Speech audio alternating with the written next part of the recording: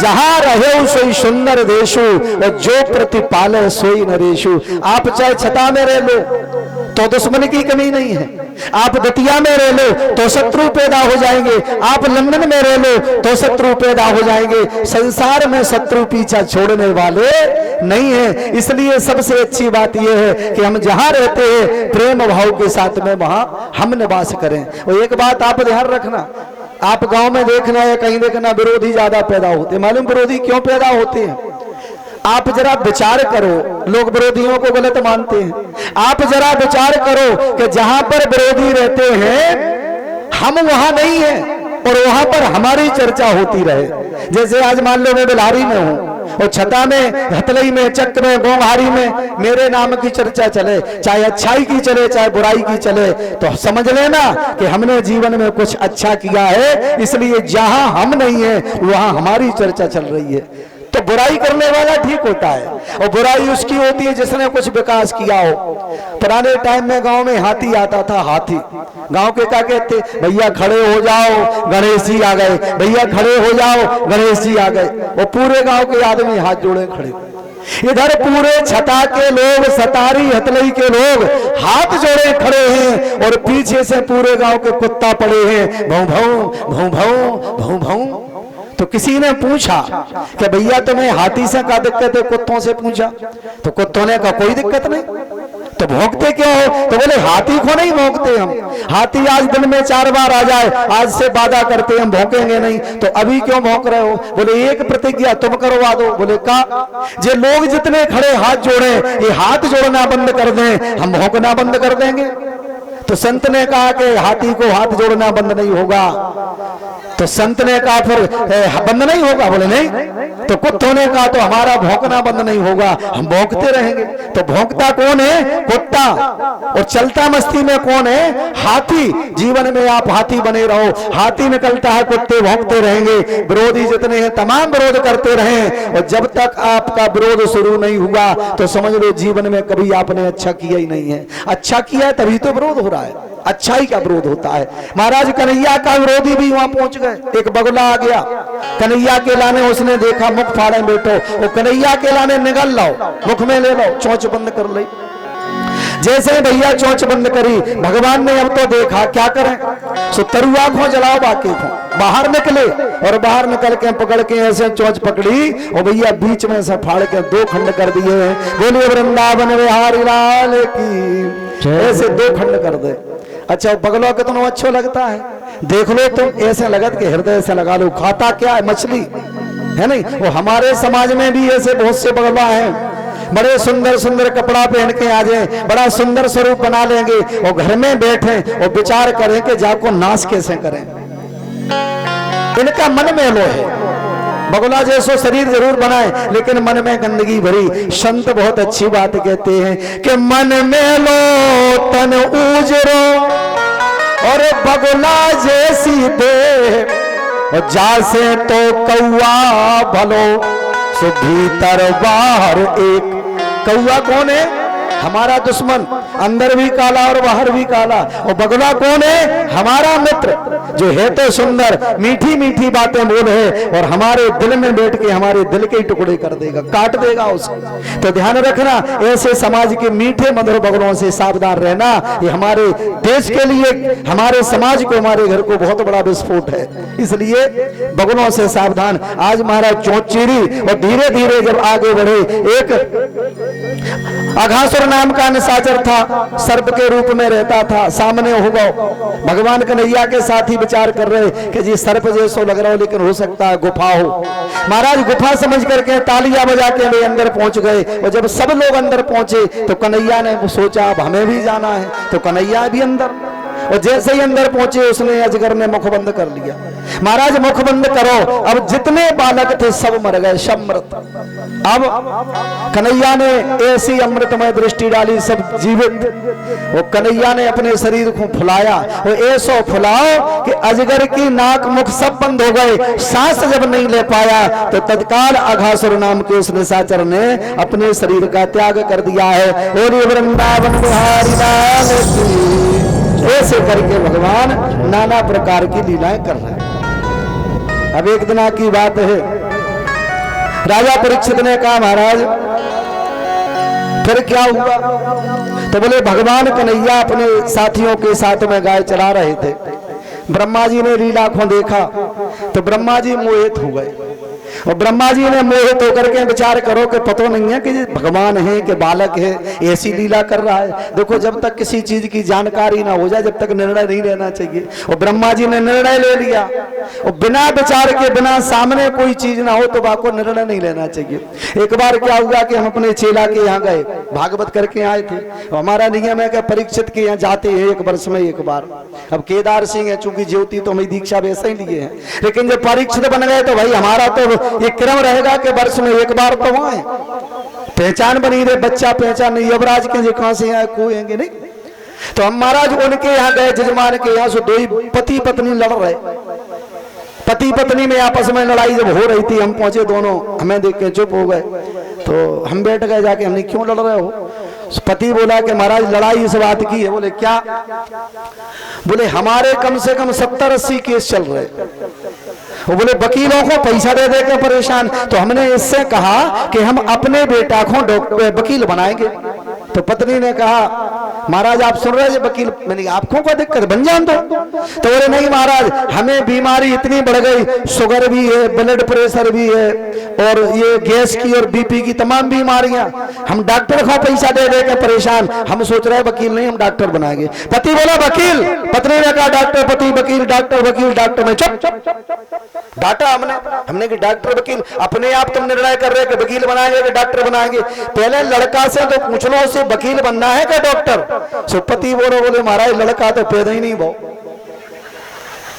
पैदा ही नहीं हुआ। बोले नहीं तो बोले लड़ाई कैसी? बोले महाराज हम तो ऐसे ही कर रहे थे, जोक्स मार रहे कि लड़का हो जाए डॉक्टर बना ले वकील। अरे मैंने की दुष्ट हो, के साल शादी के हो गए? बोले महाराज 14वीं चल रही। तो मैंने की का भरोसा होगे कि नहीं होगे, पहले हो तो जान दो, वकील बनाए डॉक्टर बनाओ, बच्चा है नहीं तुम लड़ाई लड़ रहे है ना। तो इसलिए विचार करना है, सब देखभाल के विचार करो। ब्रह्मा जी के लाने मोह होगा। और महाराज ब्रह्मा जी ने विचार करो तो एक दिन कन्हैया गाय चराने आए। कन्हैया ने कहा कि आज गोट मनाए, गाय बछड़ा सब छोड़ गए, गोल बैठ गए। बोले कन्हैया गोट कैसे? बोले अपनो अपनो भोजन बांटो। सो महाराज अपनो अपनो भोजन सबको बांटो कन्हैया ने। और कन्हैया ने इसलिए भोजन बांटो कि हम खाते हैं मावा मिश्री, माखन मिश्री, किशमिश, काजू, लेकिन हमारे जो मित्र हैं कोई चटनी से खा रहा हो, कोई प्याज से खा रहा हो, कोई रूखी खा रहा हो, कोई सूखी खा रहा है। तो इनकी रूखी सूखी प्याज की रोटी हम खाएं और अपनो माखन मिश्री सखाओं को खिलाएं। ऐसा करके उन्होंने सबको अपनो भोजन बांटो। महाराज भोजन करने लगे, तब तक पता चला कि गाय बछड़ा वहां से चले गए। कन्हैया से कहा कि कन्हैया गाय बछड़ा तो चले गए। कन्हैया ने कहा कोई बात नहीं, तुम लोग भोजन करो, हम जाके देखते हैं। महाराज कन्हैया देख के गए तो ना गाय मिले और ना बछड़ा मिले। ध्यान किया कि गाय बछड़ा कहाँ है, तो पता चल गया कि ब्रह्मा जी ने मोहित होकर के गाय बछड़ा का हरण कर लिया, चुरा ले और एक गुफा में जाके बंद कर दे, पत्थर लगा दो। जब कन्हैया को गाय बछड़ा नहीं मिले तो कन्हैया ने कुछ विचार किया कि अब तलाश है कहां ब्रह्मा को, दंड भी दे सकते हैं, लेकिन नहीं दंड नहीं देंगे। जितने गाय बछड़ा थे कन्हैया स्वयं उतने ही गाय और बछड़ा बन गए। जैसी जिसकी पूंछ वैसी पूंछ बन गई, जैसे सींग जैसे सींग बन गए, जैसो कलर वैसो कलर बन गए। और लौट के आए तो यहाँ देखा, यहाँ ब्रह्मा जी ने ग्वाल बालों के लाने भी हरण कर लिया। ग्वाल बाल लेके गुफा में बंद कर दे। महाराज जैसे ग्वाल बाल नहीं मिले तो कन्हैया ने यहाँ पर बिना कोई विचार करके जैसे ग्वाल बाल थे जितने थे सब बन गए। जैसे कपड़ा वैसे कपड़ा, जैसो कलर वैसो कलर। वो अंत में शाम के जब ग्वाल बालों को लेके बछड़ा लेके घरे गए तो जो ग्वाल बाल जिस घर का था वो उसी घर में गया, जो गाय बछड़ा जिस घर के थे उसी घर में गए। ऐसे करके महाराज 1 साल तक ये लीला चलती रही और यही लीला के लाने ब्रह्मा जी ने देख लिया। तो ब्रह्मा जी घबरा गए कि बताओ हमने तो बड़ो मोहित होकर के ये गलत काम कर दिया, हरण कर लिया और गाय बछड़ा इनके पास है। समझ गए ये तो साक्षात परमात्मा है। अब तो भैया ब्रह्मा जी ने गाय बछड़ा ग्वाल सब छोड़ गए और कन्हैया गाय बछड़ा ग्वालों के साथ दाऊ के साथ आ रहे थे। तो जो गाय बछड़ा ग्वाल दाऊ के साथ में कन्हैया के में थे और वही गाय बछड़ा ग्वाल सामने घास चरते हुए बछड़ा और गाय दिखाई दी, वो साथ में ग्वाल। अरे दाऊ ने कहा कि कन्हैया ये क्या बात है? तो कन्हैया ने कहा कि दाऊ माफ करना, ब्रह्मा जी ने मोहित होकर के ग्वाल बाल गाय बछड़ा सब हर लिए थे, इसलिए हमने ग्वाल बाल गाय बछड़ा खुद बन गए, लेकिन हमें पता नहीं पड़ा। दाऊ क्षमा करना, 1 वर्ष से ये लीला चल रही, 1 वर्ष तक स्वयं कन्हैया ग्वाल बाल बने रहे। ऐसी लीला अंत में कन्हैया ने अपनी लीला समेटी, और लीला समेट के फिर कन्हैया स्वयं जो है ग्वाल बाल बने थे सब मिट गए, और उन ग्वाल बालों के साथ में प्रेम से रहने लगे। उन ग्वाल बालों को ये पता नहीं चला कि हम 1 साल से दूर हैं। ऐसे मेरे गोविंद की भैया नित्य प्रति लीलाएं जो है होने लगी हैं। राजा परीक्षित ने कहा महाराज फिर देखो, चूंकि समय भी संकेत दे रहा है कि 5:30 बज रहे हैं, और हमें भी कथा अभी गोवर्धन तक जाना है, तो समय उतना ही बचा। और चूंकि समय का ये पता ही नहीं चलता, हम तो सोचते हैं कि कथा 10 घंटा की चल रही, लेकिन वास्तव में ये तो समय बहुत जल्दी निकल जाता है। लेकिन हाँ एक जरूर कहें, देखो हम वही कहेंगे कल की बात, कि जब तक आरती ना हो, प्रसाद ना बटे, जब तक ग्राउंड छोड़ के कोई नहीं जाएगा। अब बस भुतनियों का पहरा शुरू हो चुका है, हाँ, और अब लग गई भुतनी चारों तरफ, अब नहीं जाओगे, और अगर जाओगे तो समझ लो। और नहीं, एक बात है कि अगर ऐसा कोई लगे आपको तो एक कोई जाके दिखाएं। अब ये देखो लौट के वापसी अगर रोते हुए ना आए तो ये बाधा है, इसलिए अब कोई नहीं जाएगा। बस आरती के बाद जल्दी जल्दी हम कथा करके समापन करेंगे। बोले वृंदावन बिहारी लाल की जय। एक बार कन्हैया अपने साथियों के साथ गाय चराने गए, तो कुछ ग्वाल गाय के लाने, कुछ ग्वाल बाल के लाने प्यास लगी। महाराज जैसे ही प्यास लगी तो एक बगल में कुंड है, कालिया कुंड, जो यमुना जी में है, उसमें जाकर के जल पियो, और बालक ग्वाल बाल और गाय बछड़ा मृत हो गए। तो सुखदेव जी महाराज कहते हैं कि अथ गावश्च गोपाशो निदाघात पपीड़िता, और दुष्टम जलम पपुष्टस्यास तरसारता विषदूषितम। महाराज वहां जाकर के गाय बछड़ों ने जल पिया, और दूषित जल था, विषाक्त जल था, और मृत हो गए। भगवान कन्हैया ने जाकर के भैया देखा ग्वाल बाल समृत पड़े, गाय बछड़ा मृत पड़े, तो कन्हैया ने अमृतमय दृष्टि डाल के सबको जीवित कर दिया। तो अंत में विचार किया कि कल आकर के मैं इस कुंड को, इस जल को शुद्ध बनाऊंगा, कालिया नाग को जामे से निकालूंगा। महाराज अगले दिन प्रातःकाल दाऊ को तो साथ में नहीं लिया, और सीधे कन्हैया ग्वाल बालों के साथ में आए, और आकर के गाय बछड़ा छोड़ के कहा आज गेंद का खेल खेले। श्री रामा से कहा अपनी गेंद दो। श्री रामा ने कहा कि कन्हैया गेंद तो देंगे, लेकिन गेंद मिल गई तो घर चली गई तो हम वही गेंद लेंगे। बोले ठीक। महाराज कन्हैया को गेंद दे दी सामने, श्री दामा इधर कन्हैया सामने कुंड। श्री दामा से कहा गेंद फेंको, और जैसे ही गेंद फेंकी ऐसा डंडा मारो कि वो गेंद जाकर के सीधे कुंड में गिर पड़ी, और कुंड में गेंद गिरी। श्री दामा रोने लगा, कन्हैया हमारी गेंद दो, कन्हैया हमारी गेंद दो। तो कन्हैया ने कमर में फेंटा बांधो, कदम पे चढ़ गए। ग्वाल बाल चिल्लाने लगे, तमाम सखाए चिल्लाने लगे, कन्हैया तू मत कूद, कन्हैया तू मत कूद, इसमें विषाक्त सर्प है, तेरे लिए डस लेगा, तू मर जाएगा। लेकिन कन्हैया मानने वाले नहीं है। महाराज कुछ ग्वालों ने जाकर के घर पहुंचे, मैया से कह दिया कि तुम्हारा लला कुंड में कूद रहा है। मैया दौड़ पड़ी, मूर्छित होकर के गिर पड़ी, उठे गिरे, मूर्छित होकर के गिर पड़ी। दाऊ ने समझाया कि मैया हमारा लाला कमजोर नहीं है। अंत में कन्हैया जाकर के महाराज सीधे कुंड में, और उन्होंने छलांग लगा दी, और जैसे ही छलांग लगाई नाग पत्नियां उसमें देख रही थी, और नाग पत्नियों ने देखा कि ये तो बड़ा सांवरो सलोनो है, बड़ी सुंदर चेहरा है। देख करके नाग पत्नियां नाचने लगी हैं, और नाग पत्नियां कहने लगी कि काली दही पे खेलन आयो रे, मेरो बारो शौक नैया, मेरो बारो शौक नैया, काली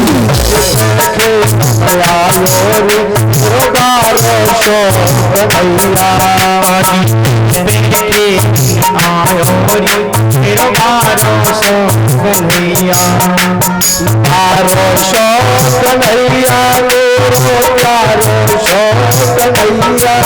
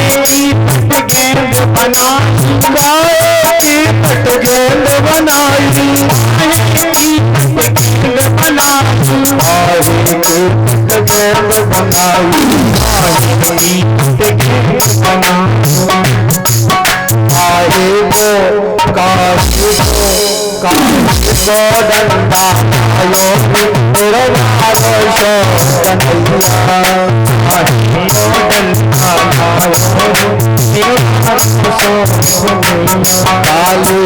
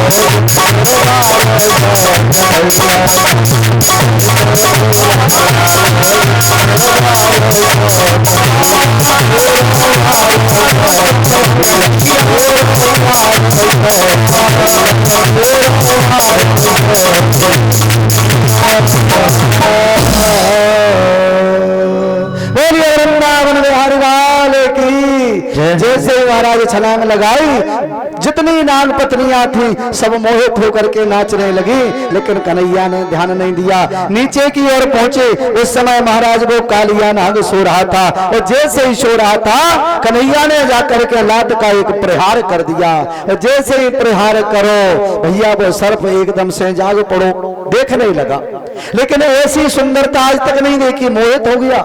महाराज प्रेम से देखने लगा तो कन्हैया ने दूसरी लात को प्रहार कर दो, और जैसे ही लात को प्रहार करो तो फन फुला के क्रोध में देखने लगा, फन फुला के क्रोध में।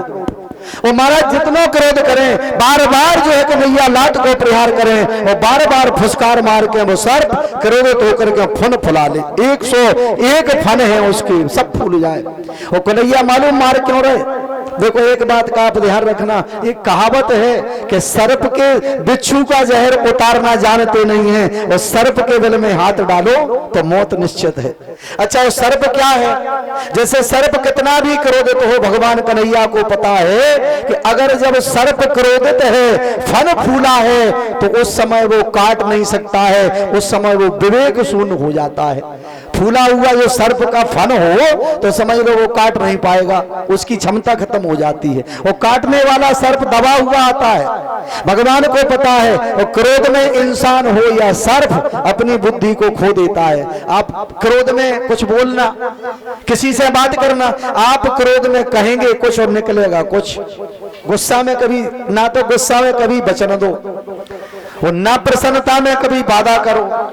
हाँ, अगर आपने गुस्सा में मान लो किसी बात को बोल दिया तो ये भारी पड़ जाए। और प्रसन्नता में इतने प्रसन्न हो गए, इतने गदगद, आपने वादा कर दिया। अब किसी ने कहा कि मैं ताजमहल का दोहा देंगे, अब इतने प्रसन्न बनवा दो, तो वादा कभी नहीं। और क्रोध में कभी वचन मत दो, क्रोध में कोई वाणी नहीं बोलो। भगवान कन्हैया इतना मारने लगे भैया, अब तो फन पे पहुंच गए। और जो फन उठा उसी पे लात से प्रहार करके दबा दे, लात से दबा दे। 101 फन थे, सब में से रक्त निकलने लगा। और जैसे ही रक्त निकलो महाराज, अब तो नाग पत्नियां हाथ जोड़ के खड़ी हो गई, हे प्रभु हमारे स्वामी को छोड़ दो, हमारे बच्चे अनाथ हो जाएंगे, स्वामी को छोड़ दो। देखो नाग पत्नियों में कितना ही दया है। ये तो पशु जीव, लेकिन जाके देखो भगवान से आराधना कर रहे, हम विधवा हो जाए, हमारे ये पति है, हमारे स्वामी ने क्षमा कर दो। देखो कितना प्रेम है। आजकल भी बहुत अच्छा प्रेम है। हमारे यहाँ बेचारो एक पति था, पति बीमार, अबे जो न कर गई कागज जैसे जो अमाउस को का मानत, कौन से पीपर पूजत के बर पूजते, बर पूजन के लाने तो 3 किलोमीटर दूर हमारे यहाँ से बर। अब गई वो पति बीमार, सो लेके 5 किलो को लोटा धर के गाती, वो बड़ी बजाती, वो जा रही पैदल गर्मी में नंगे पैर बर पूज के आई। और जैसे ही बर पूज के आई दोपहरिया को समय, पति बेचारो इतना बीमार उठ नहीं पाओ, जीभ चिपक रही, टेटुआ चिपक रहा। आवाज सुनी तो पति ने कहा काहे आ गई? तो उन्होंने कहा आ गए, हमें 1 गिलास पानी दे दो, हमारा गला सूख रहा है, जीभ चिपक गई। तो पत्नी ने कहा तुम्हें शर्म नहीं आती? हम 3 किलोमीटर तो 5 किलो को लोटा धर के गए पूजने, और 3 किलोमीटर लौट के 6 किलोमीटर बर पूज के आए और तुम पानी नहीं ले पा रहे। तो पति ने कहा ये भगवती बिहाव वो बरसे बहुतों के जो बरसे बहुत।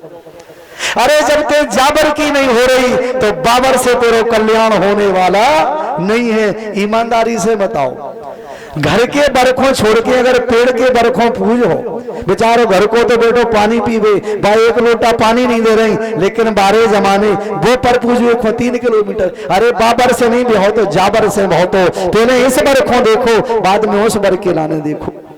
गलत तो नहीं करे मामी जी, सही है बात। हाँ, पहले घर के बरखों देखो, बाहर को बर नहीं, घर को बर, जिससे 7 भावरियां पड़ी हैं, पहले उस बर के लाने देखो।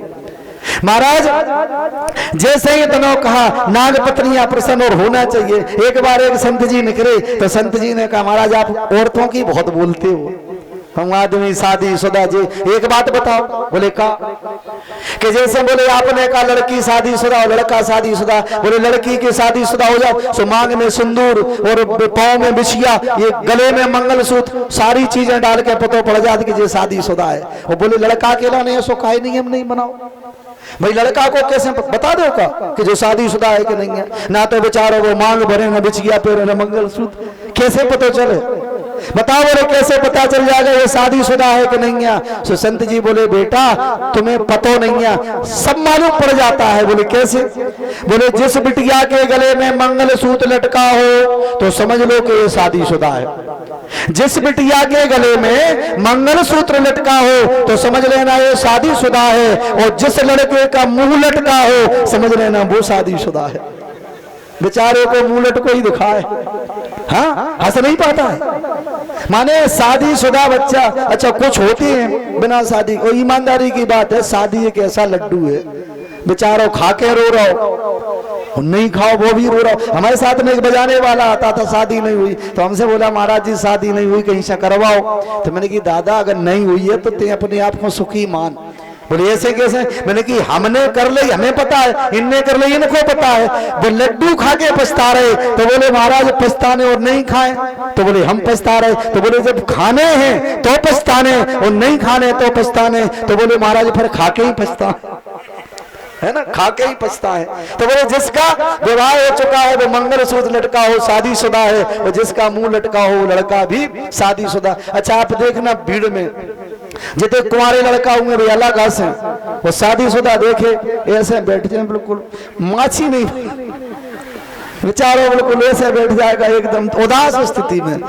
आज महाराज जैसे ही नाग पत्नियों ने आराधना करी भगवान प्रसन्न हो गए, तो बोले एक काम करो तुम ये कुंड छोड़ के चले जाओ। तो बोले आपका वाहन गरुड़ हमें खा लेगा? बोले नहीं खाएगा, हम वचन देते हैं हमारे चरण चिन्ह तुम्हारे ऊपर बन गए इसलिए तुम छोड़ दो। भगवान ने नाथ डाल दी है और नाथ डाल के तांडव नृत्य किया। अंत में महाराज उनके लाने कुंड से हटा करके उस जल को शुद्ध बना दिया है। आज वो कुंड एक अमृतमय जल से परिपूर्ण है। बोलिए गंगा मैया की, यमुना मैया की, बाल कृष्ण भगवान की जय। ऐसे करके उस कुंड के लाने अमृतमय बना दिया है।